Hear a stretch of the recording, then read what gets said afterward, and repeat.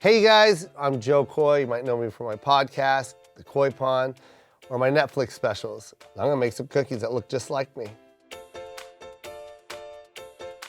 Boom. Why did I choose this cookie? It's the same skin color. First and foremost, we need some of this stuff. Why? Because it's gold. Gotta put gold on a gold cookie. I may not know how to bake, but I know how to draw. I swear to God, this is gonna look just like me when I'm done. Gotta give it a nose. That's one thing I do have, is a nice nose. You look from the side, it's just got a lot of power right there. It's a powerful nose. I'm gonna give myself a powerful nose. I started comedy 1989, this will be my 30th year. And I knew I was gonna be a comic when I was about, I'd have to say 11. 1981, 82, when I saw Eddie Murphy Delirious. I was like, that's who I wanna be, and I need that red leather outfit. Mom, get me a red leather outfit. And then my mom said, get it yourself. I went to Eddie Murphy Raw live. I actually went to the concert. I was 15. I bought the tickets with my mom's credit card on the phone. I basically stole those tickets, and I could not wait. And my mom drove me. She thought I had tickets to an Eddie Murphy movie. And when she dropped us off in front of the Coliseum, she goes, "You're going to a concert, you're only 15 years old, are you crazy?" Bye. Left her in the car for 2 hours. I don't know if you noticed this, but I have a big, beautiful beard. I'm gonna put this on the cookie. I don't know if you guys, are you seeing this? Look at that. I mean, does that not look like me already? Look at the tone. Let's go. My first big break in comedy would definitely be The Tonight Show. When I got The Tonight Show, I was working at Nordstrom Rack. Nordstrom Rack is a discount Nordstrom. Basically, they had a bunch of shoes on the floor, and it was my job to find them for people. And I had no idea how many people were watching The Tonight Show. I got a standing ovation that year. The next day at work, it was like every other person walked up and was like, "Oh my God, you were on The Tonight Show. You were hysterical." I'm like, "Thank you." And then they'd be like, "Can I get this in an 8?" And I'd be like, "Yeah, I'll be right back." I'd just walk away. But you know what was cool? A month later, I was able to quit my job completely. I never went back to work again. You know, last year, Just for Laughs, which is basically the Super Bowl for comedy. You know, I've been going to it for years, and for my peers to give me that award, it was one of the, I cried on stage. That trophy sits beautifully in my house, and it's a constant reminder of just, when you believe in something and you're passionate about something, it'll happen. I like the fact that my son gets to see that accomplishment, because I want my son to do the same thing. Whatever it is that he's passionate about, I will support him 100%. And next thing you know, you're making cookies in New York. This is looking really good. When I did the first special, Netflix was like, we already got enough specials, and we're not really gonna purchase any other specials right now. So I went and shot that first special on my own. I financed it and everything and brought it back to them. And they ended up buying it, and I'm glad they did that. I'm glad they said no to me, because maybe I wouldn't have worked as hard. That's another example of just believing in yourself and making things happen. And I'm glad I did that, because this second special that you're seeing now, coming in hot, they ended up paying for it. God bless Netflix. That special right there is 30 years of my work. I waited for that moment for a long time, and I'm just happy that everyone gets to see it now.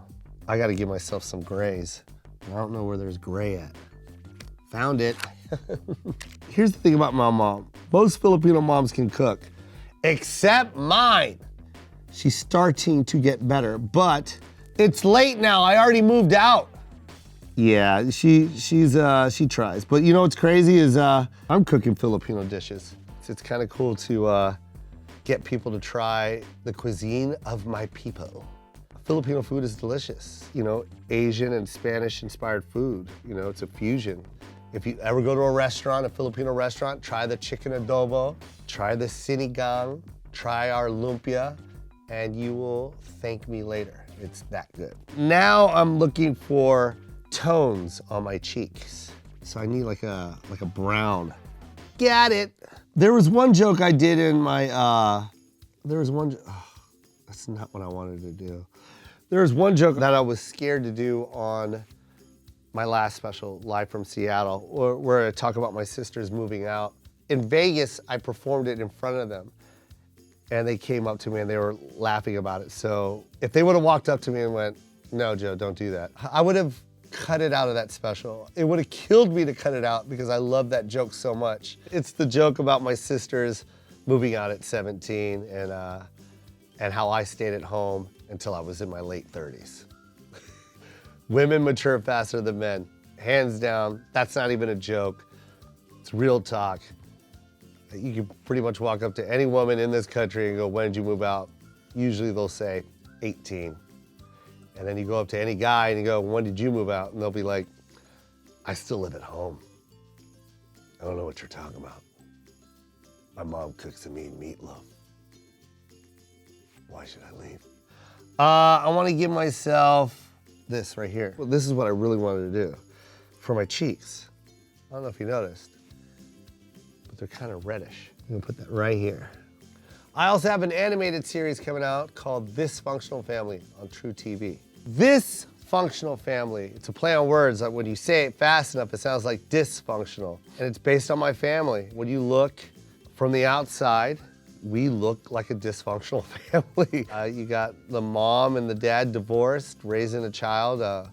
I'm best friends with my ex and her boyfriend. I got my sister in it, who's Filipino, and then her husband, who's black, and my mom and her husband, who's old white guy from West Virginia, retired military. Like, from the outside, it just doesn't look like it's gonna work, but actually we work better than any other family out there, man, and that's what I wanted the whole show to be about. This is coming out so good. I need black eyebrows.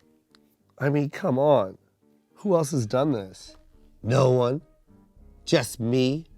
I think you guys were doubting me. Like, there's no way this man can make a cookie to look just like him. And now you guys are thinking to yourselves, that cookie looks just like him. I also have a podcast called The Koi Pond. It's the one time I get to just sit and riff and just talk about random topics, and it sharpens my skill set as an improv comic. One of my favorites was, of course, Too Short was on there. The Lucas brothers were on there. It was so funny. It's like my friends just hanging out. Weekly show, The Koi Pond. Check it out. I did notice that I don't have ears. How am I gonna be a cookie without ears? I don't know if this cookie looks good, but it smells good, and that's all that matters. And that, my friend, is the Joe Coy cookie. I don't know about you guys, but I think I killed it.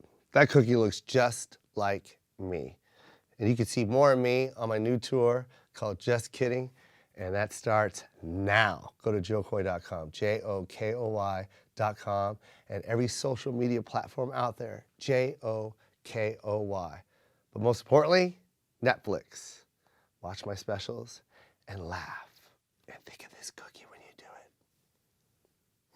it.